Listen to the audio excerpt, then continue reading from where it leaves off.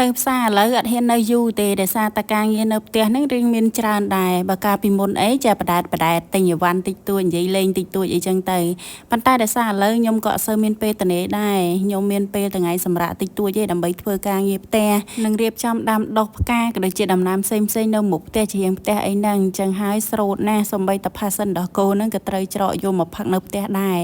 ផឹកបដាហ្នឹងយើងដើរមើលតាក់ទងទៅនឹងដំណាំរបស់យើងជាកម្លាំងចិត្តមួយដែរយើងមកមើលផ្កាតែរបស់ខ្ញុំនេះផ្កាបន្តបន្ទាប់រហូតតែម្ដងដោយសារតែខ្ញុំស្រោចទឹកបានដិតដល់ព្រឹកល្ងាចចឹងទៅប្រទាលរបស់ខ្ញុំហ្នឹងក៏គេចាប់ផ្ដើមល្អនិងដើមឈើផ្សេងទៀតហ្នឹងក៏ចាប់ផ្ដើមល្អដែរប៉ុន្តែយើងដឹងកម្រិតក្នុងការស្រោចដែរយើងមិនចេះតែស្រោចរហូតទេខំមកលួយផ្កាអស់ហើយមកមើលដើមប្រាក់កាក់របស់ខ្ញុំកាលពីមុនបងប្អូនអរគ្នាឃើញហើយថាស្លឹករបស់វាគឺទូចហើយរាងកម្ៅប៉ុន្តែឥឡូវនេះគេចាប់ផ្ដើមលាស់ស្លឹកថ្មីមករាងច្រើនហើយស្លឹកហ្នឹងក៏ចាប់ផ្ដើមរីកធំជាងមុនដែរអញ្ចឹងបញ្ជាក់ថាគឺចិត្តដល់ពេលវេលាតែងដើមទៀតហើយ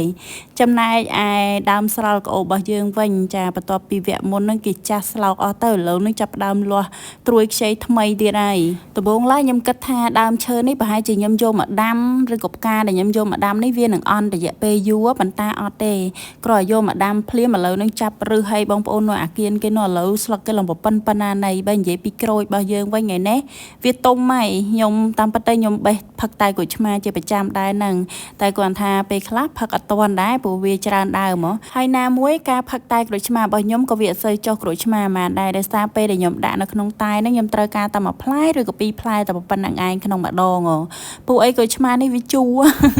បើអញ្ចឹងហើយតែពីរផ្លែនេះខ្ញុំគិតថាគ្រប់គ្រាន់តែម្ដងហើយប្រហែលជាខ្ញុំយកគ្រាប់វាបដោះហើយពួកអីមើលទៅវាទុំល្អហើយផ្លែឡើងប៉ុណ្ណាអីហ្មងមើលទៅឡើងមិនដូចអាក្រូចឆ្មាតែហ្នឹងសោះមើលទៅឡើងដូចក្រូចឆ្មាខ្មែររបស់យើងហ្នឹង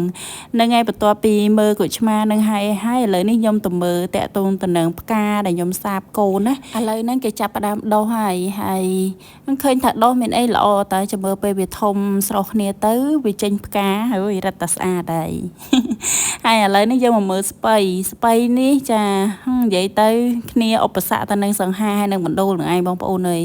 ចឹកគ្នាឡើងរីងរៃអស់ហើយប៉ុន្តែបានប៉ុណ្្នឹងក៏ក្រាន់បើដែរចាព្រោះដីនេះក៏ដីដំបងហើយណាមួយយើងអត់ទាន់មានទ្រុងមន់ទ្រុងអីទៀតហ៎អញ្ចឹងចាទ្រាំសិនទៅធ្វើចិត្តឲ្យនឹងណូហើយមើលម្រះរបស់យើងឥឡូវនេះគេចាប់ផ្ដើមបោះដៃឡើងទ្រើងហើយខ្ញុំដាក់ទ្រើងបដាឯណាបោះដៃឡើងទ្រើងខ្ញុំដាក់មុនទៅណាមិនទាន់បោះដៃទេខ្ញុំមិនទាន់បានទៅកាប់ទ្រើងថែមផងព្រោះទ្រើងមានតែប៉ុណ្្នឹងហ្នឹងហើយចំបៃគល់របស់យើងហ្នឹងក៏នៅតែល្អធម្មតាអញ្ចឹងប៉ុន្តែវាអត់សូវផ្កាខ្លាំងទេពួកអីខែធ្លាក់ភ្លៀងគឺវាត្រូវការដុះស្លឹកដុះអីអញ្ចឹងទៅ